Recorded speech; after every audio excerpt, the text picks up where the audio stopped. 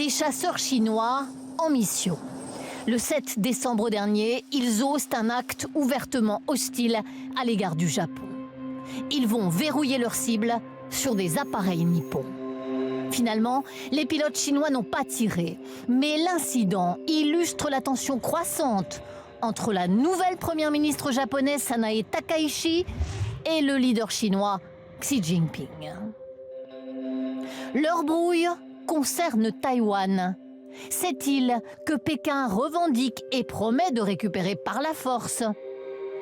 Mais si cela arrivait, Sanae Takaichi laisse entendre que le Japon interviendrait militairement.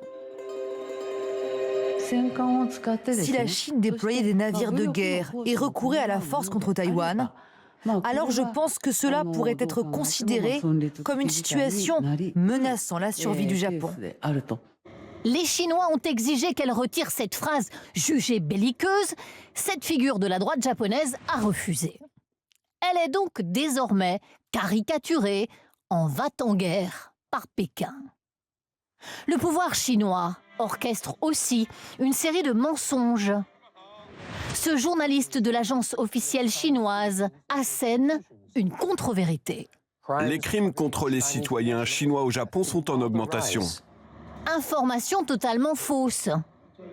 Mais les agences de tourisme chinoises relaient le message des autorités appelant leurs ressortissants à ne surtout pas se rendre au Japon.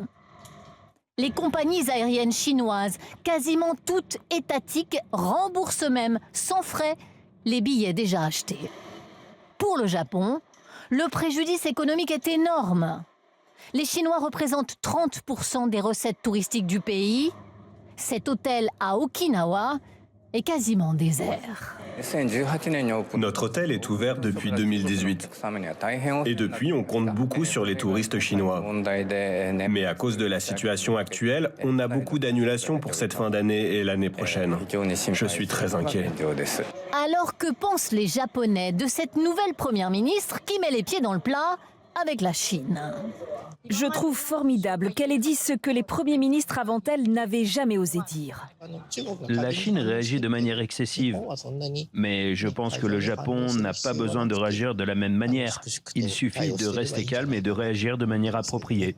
Les démonstrations de force entre les deux pays sont encore pour l'instant maîtrisées. Ici, des Chinois en exercice dans les eaux peu profondes de Taïwan, c'est-à-dire très proches de l'île. Un avertissement aux Taïwanais, mais aussi à la première ministre japonaise.